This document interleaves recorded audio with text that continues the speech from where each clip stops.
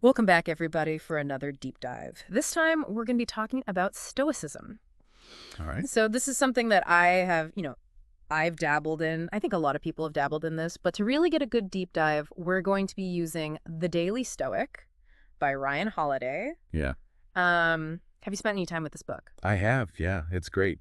I think what I really like about it is that it kind of breaks down Stoicism into these bite-sized pieces, Yeah.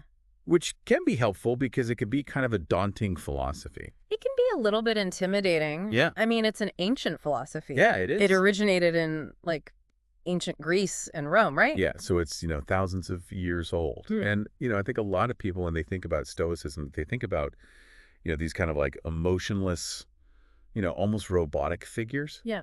But it's actually a lot more nuanced than that. Right. And I think the Daily Stoic does a good job of really kind of teasing that out and showing, like, the practical applications of Stoicism. So it's not just for ancient philosophers and emperors. Right. This is something that we can actually use in our everyday lives in the 21st century. Yeah, absolutely. Okay, I like it. So before we, get too far into the Daily Stoic, let's kind of set the stage, right? Sure. What are we even talking about here? What is Stoicism? What are the big, the core ideas? Sure. So, I mean, at its core, Stoicism is really about, I think they call it it's a philosophy of life. Right. Right? It's like a framework for living well. And, I've heard it described, and I think it's a really great analogy, it's like a mental fitness program. Oh, I like that. Right. Okay. So, we go to the gym to work out our bodies. Right.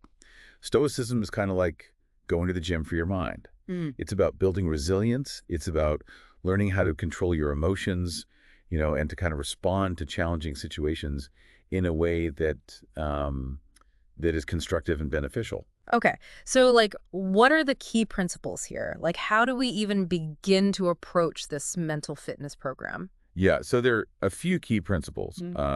One of the most important ones is this idea that, we don't have control over everything that happens to us in life. Right.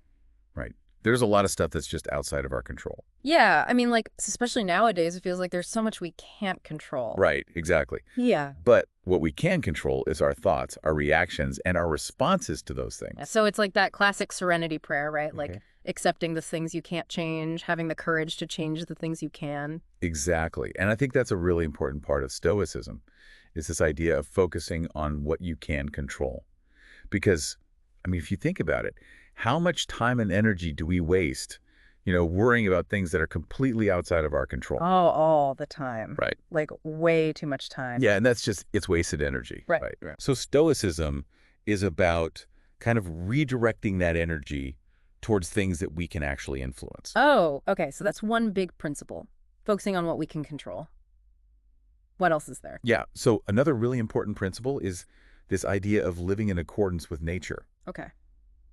So going back to the ancient Greeks, becoming one with the trees, wearing a toga. Not quite, Okay. but it's related to that in a way. Okay. So for the Stoics, nature referred to the natural order of the universe, right? Okay. The way things are. And they believed that we should strive to live in harmony with that natural order. Okay. So, I mean, in practical terms, what does that even mean? So it means accepting the things that we can't change. Okay. It means understanding that, there are certain things that are just part of life. We're all going to experience loss. We're all going to experience setbacks. Right. We're all going to get sick. Right. We're all going to, eventually die. Right. And so it's about not resisting those things, but kind of accepting them as part of the natural order. Okay. So less about fighting against reality. Exactly. And it's about kind of aligning our will with the way things are. Okay. So that's interesting because it seems like there's this tension there, right?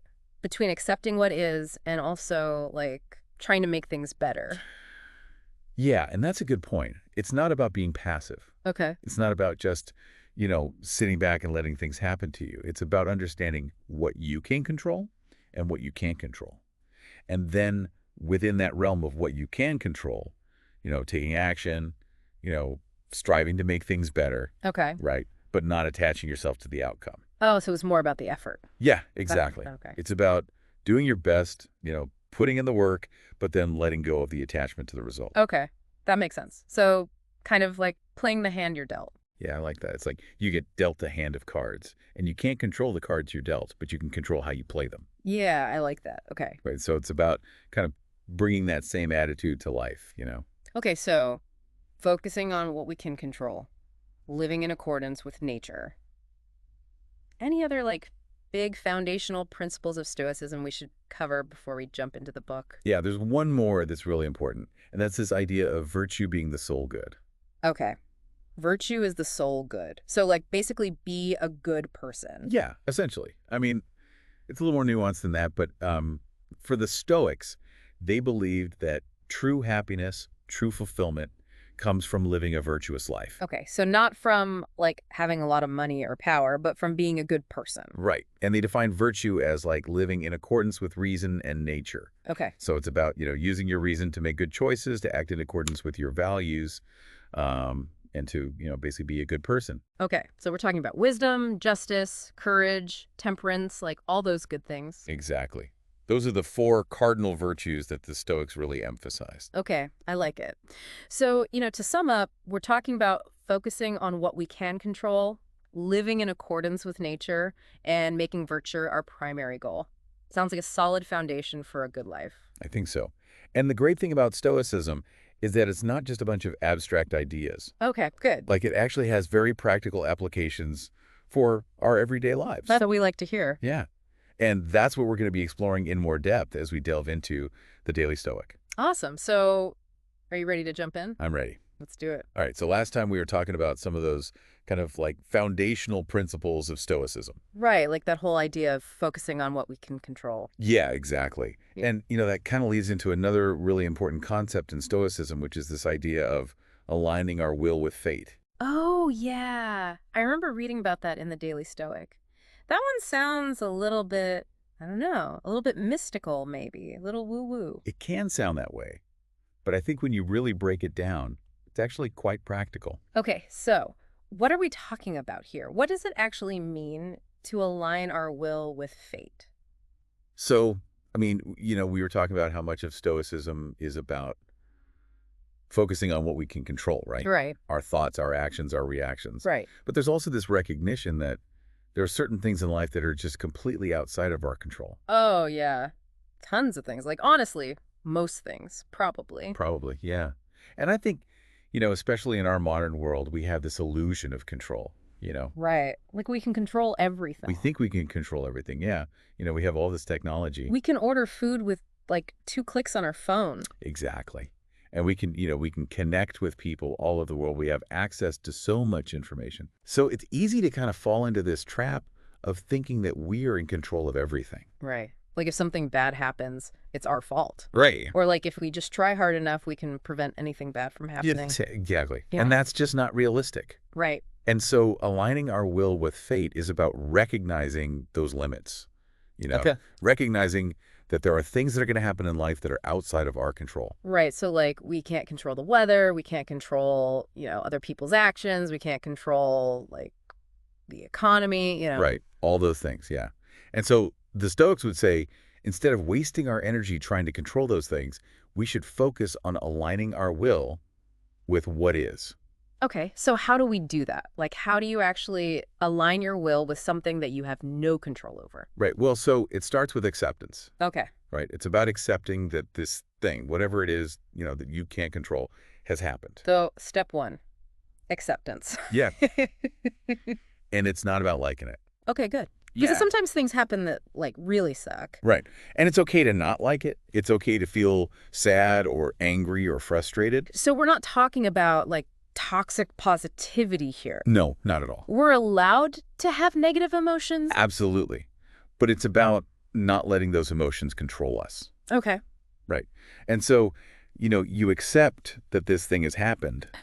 And then you start to think about, okay, well, what can I do within this situation? So it's not about passivity. It's not about just giving up. No, not at all. It's about kind of taking a step back, assessing the situation, and then figuring out, okay, well, what can I do within my power to make the best of this situation? Okay. So maybe you get laid off from your job. That's something you can't control. But you can control how you react to that. Exactly. Yeah. You can control, whether you choose to wallow in self-pity, Right. or whether you choose to see it as an opportunity, maybe to explore a new career path or to, spend more time with your family or to, just kind of take a step back and reassess your priorities. Right, yeah. And maybe even, like, learn some new skills, right? Yeah, absolutely. Like, take some online courses or something. Exactly. So it's about kind of taking that, the seemingly negative event and turning it into an opportunity for growth. Okay, I like that. So aligning your will with fate, it's about acceptance. It's about not being passive. It's about finding the opportunity in the obstacle. Yeah, I think that's a great way to put it. Okay, so any other, like, real-life examples from the book that illustrate this idea? Because I think, sometimes these Stoic concepts can feel a little bit abstract. Yeah, absolutely. One that comes to mind is Holiday talks about this letter that Dwight Eisenhower wrote to his wife Okay. before the D-Day invasion. Oh, wow. Yeah. I mean, talk about a high-pressure situation. Yeah, I mean, the fate of the world basically rested on the success of this invasion. Right. And, you can imagine the pressure that he must have been under. I mean, huge amounts of pressure. Huge. And yet, in this letter that he wrote to his wife, he said, and I'm paraphrasing here, but he basically said, I've done everything I can. Right. I've prepared as best as I can. Right. The troops are ready. Right. And now the rest is up to fate. Wow. Right. So he had done his part. He had controlled what he could control. Right. But he also recognized that there were factors at play that were completely outside of his control. Like the weather or the enemy's response, a million things. Right. All those things, exactly. Right. And so he kind of surrendered to that. He aligned his will with what was. Okay. So it's not about, like, resignation. It's about a kind of acceptance. Exactly. And I think that's a really powerful example of, how we can apply this idea of aligning our will with fate in our own lives. Yeah. Okay. I like that. So it sounds like a lot of Stoicism is about kind of like shifting our perspective. It is. It's about, seeing things from a different angle, right? Right. And I think that's one of the things that I really appreciate about Stoicism is it kind of gives you this different lens through which to view the world. Okay. So, like, if we can shift our perspective, does that mean that, like, anything can be a good thing? Well, I don't know if I go that far. Okay. But I do think that, even in the midst of really difficult, challenging situations, there's always something to be learned. Right. There's always some opportunity for growth. Okay. So it's about kind of like finding the silver lining. I think that's a good way to put it, yeah. Okay, and maybe even like finding like the lesson in the difficulty. Absolutely. Yeah, because I think, the Stoics would say that, adversity is often the best teacher. Right. It's through those challenges that we really learn and grow. Yeah. It's like that Nietzsche quote, that which does not kill us makes us stronger. Exactly. And I think the Stoics would very much agree with that sentiment. Okay, cool. So we've talked about aligning our will with fate. We've talked about shifting our perspective, finding the opportunity in the obstacle. Are there any other, like, big ideas from the Daily Stoic that we should be thinking about as we kind of move forward in this deep dive? Yeah, I mean, there are so many good ones, but one that comes to mind is this idea of remembering the impermanence of things. Oh, yeah. Okay, so, like, everything changes. Everything changes. Exactly. Yeah. The good times don't last forever, Right. but the bad times don't last forever either. Right, yeah. Like that saying, this too shall pass. Exactly. And I think that's a really important thing to remember, especially when we're going through difficult times, It's easy to get caught up in the moment and to feel like this is never going to end. Right, yeah. Like when you're like in the middle of a breakup or you lose your job or something, it feels like that's your whole world. Exactly. But the Stoics would remind us that, this too shall pass. And, even the good things, the things that we enjoy, those are also impermanent. Okay. And so it's about kind of appreciating those things while we have them, Right. but not clinging to them too tightly. Okay. So like being present, enjoying the moment, but not getting too attached to it. Yeah, exactly. And I think, if we can really internalize that idea that everything is impermanent, it can actually be quite liberating. Okay. How so? Well, because it kind of frees us from this fear of loss, right? Oh, okay. Because we know that, even if we lose something, even if something bad happens, it's not the end of the world. Right. Things will change. That's not permanent. It's not permanent, yeah. Okay. I like that. So it's kind of like accepting the good, accepting the bad, knowing that neither one is going to last forever. Exactly. Okay, I think I can get on board with that. Yeah, I think it's a really helpful perspective to cultivate. So are there any like practical tips or exercises that we can use to kind of, train ourselves to remember this idea of impermanence? Yeah, I mean, there are a few things. One is just to, kind of make it a habit to reflect on the impermanence of things. Okay, so like take some time each day to just like think about that. Yeah.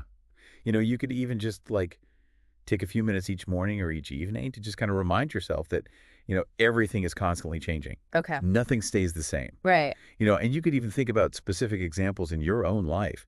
Like think about, how much you've changed over the past 5 years or 10 years or even just the past year, Right. and recognize that, that change is going to continue to happen. Right, yeah. Like look at old photos of yourself and think about how much you've changed. Exactly. Yeah. Or, think about like a relationship that you had that, maybe ended and how at the time it felt like the end of the world. Yeah. But then, time passed And things changed. and things changed. Yeah. And you moved on. Yeah. And so it's just about kind of reminding yourself of that. Okay. That even the things that feel permanent, the things that feel like they're going to last forever, they're not. Right. And so there's a certain freedom in that. Okay. So, remember that things are always changing. Nothing lasts forever. And that can actually be a good thing. It can free us from that fear of loss and allow us to appreciate the present moment. Well, I think that's a great takeaway. Okay, I like it. So I think we've covered a lot of ground today, but there's still so much more to explore in the Daily Stoic. There is. There's a lot of good stuff in there. So much good stuff. So how about we take a break and come back next time to dive into some more of these Stoic gems? Sounds good. Okay, so we've been exploring a lot of different facets of Stoicism, but one area we haven't really touched on yet is the whole idea of relationships. Like, does Stoicism even have room for relationships, right? Because so much of it seems to be about, like, self-control, self-reliance. Yeah, it's a good question. And I think it's one that a lot of people have when they first encounter Stoicism.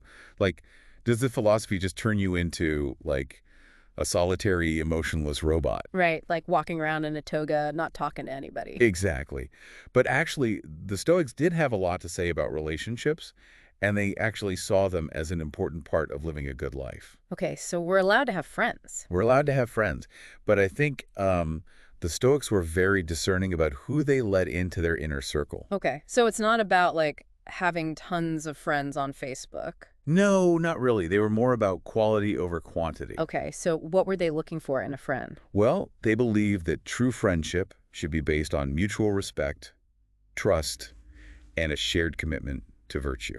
Okay, so it's not just about, like, having fun together or having things in common. Right. I mean, those things are great, but for the Stoics, it was about something deeper than that. Okay, so they were looking for people who would challenge them to be better. Exactly. People who would inspire them to live a more virtuous life.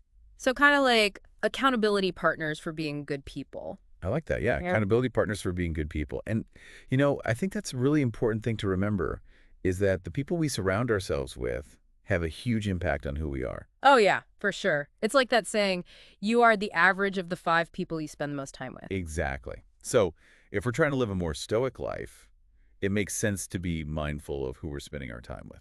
Okay, so we should be hanging out with people who are virtuous, who are trustworthy, who inspire us to be better. Absolutely. And, one of the things that I really appreciate about the Daily Stoic is that Holiday gives us some really practical advice on how to choose our friends wisely. Oh, okay. Like what? Well, he quotes Seneca, who said, and I'm paraphrasing here, but he basically said, don't be afraid to be picky about your friends, Okay. because the wrong kind of friend can actually be more harmful than having no friends at all. Oh, wow. Okay, so like having toxic friends is actually worse than being alone. Yeah, that's what Seneca seemed to think. And, when you think about it, it makes sense, right? I mean, if you're constantly surrounded by people who are negative or who are gossiping or who are just like dragging you down, that's going to have a negative impact on your own well-being. Right, like misery loves company, but maybe it's better to be alone than to be in bad company. I think so. And, it's not about being like judgmental or anything. It's just about being mindful of your own energy and protecting your own peace of mind. Yeah, that makes sense. So we should be careful about who we let into our inner circle. What about those people who are already in our lives, like family members, coworkers, people we can't really avoid? Yeah, that's a good point. I mean, we can't always choose who we interact with, Right. but we can choose how we interact with them. Okay. So like even if we have to deal with difficult people, Yeah, we can still kind of like approach those interactions with a stoic mindset. absolutely. And I think this is where that whole idea of responding to negativity with kindness really comes into play. Oh, right. Like killing them with kindness. Yeah, something like that. Yeah. But it's not about being like fake or insincere. It's about genuinely choosing to respond with kindness, even when it's difficult. Okay. So like even if someone is being a jerk, we can still choose to be kind to them. Exactly. And, it might not change their behavior, but it will change your experience. Okay. So it's more about like protecting our own peace of mind. Yeah, exactly. And, it's also about kind of setting an example. Like if someone is being really negative and you respond with kindness, that might actually make them pause and think. Right. It might disrupt their pattern. Exactly. Yeah. And, you never know. It might even inspire them to be a little bit kinder themselves. Okay, I like that. So we're choosing kindness, even in those difficult relationships. Yeah. Any other like stoic wisdom for navigating relationships? Yeah, another big one is forgiveness. Ah, yeah, forgiveness. That's a tough one. It is. It's definitely a practice. Yeah. But the Stoics would say that it's absolutely essential for healthy relationships. Okay, so like even if someone really screws up, we should try to forgive them. Yeah, and it doesn't mean condoning their behavior or saying that what they did was okay. Right. It's more about letting go of the anger and resentment that you're holding on to. Okay. So like forgiveness is more about us than it is about the other person. Yeah, I think so. It's about freeing yourself from that negativity. Right. Because holding on to anger and resentment, it just hurts us, right? It does. It eats away at us. Hmm. And, it doesn't really do anything to the other person. Right. It's like drinking poison and hoping the other person dies. Exactly. So forgiveness is really like a gift that you give to yourself. Okay. And I guess sometimes it's also a gift that you give to the relationship, right? Like if you can let go of that anger and resentment, maybe you can actually repair the relationship. Yeah, absolutely. It definitely opens up the possibility for healing and reconciliation. Okay. I like that. So choosing kindness, practicing forgiveness, any other like key takeaways from the Stoics when it comes to relationships? Well, one more that I think is really important is gratitude. Oh, gratitude. Okay, yeah. It's so easy to take the people in our lives for granted. Yeah, for sure. But the Stoics would say that we should be actively cultivating gratitude for the people who are in our lives. Okay, so like making a point of noticing the good things about them. Exactly. Yeah. And, expressing that gratitude to them. Okay. Like actually telling them how much we appreciate them. Yeah. Because, when you think about it, the people in our lives are one of the greatest gifts that we have. Yeah, they really are. Right. And so often we just kind of take them for granted. Right. Until they're gone. Exactly. And so the Stoics would say, don't wait until it's too late. Yeah. Express your gratitude to the people who are in your life. Yeah. And do it now. Do it now. Okay. I like that. So choosing kindness, practicing forgiveness, cultivating gratitude. These all sound like really good things, not just for our relationships, but for like our overall well-being. Yeah, absolutely. And, I think that's one of the things that I really appreciate about Stoicism is that it's not just about like, being a good person in the abstract, Okay. right? It actually gives you very concrete, practical tools that you can use to improve your life. Yeah, it's like a toolkit for a good life. Exactly. And, I think relationships are a huge part of that. Yeah, they are. They're like a foundational element of a good life, right? They are, absolutely. So this has been a really fascinating exploration of Stoicism. I feel like we've learned so much. Yeah, me too. It's been great. And, I think the thing that I'm really taking away from this is that Stoicism isn't just for, like, ancient philosophers or people who are going through really tough times. Right. It's for everybody. It's for everybody. Like, these are tools that we can all use, no matter what our circumstances are, to live a better life. And to be better people. Yeah, to be better people. And, to me, that's really inspiring. Yeah, it is. It's very hopeful. Yeah, hopeful, empowering. Like, we actually have some control over how we experience life. Exactly.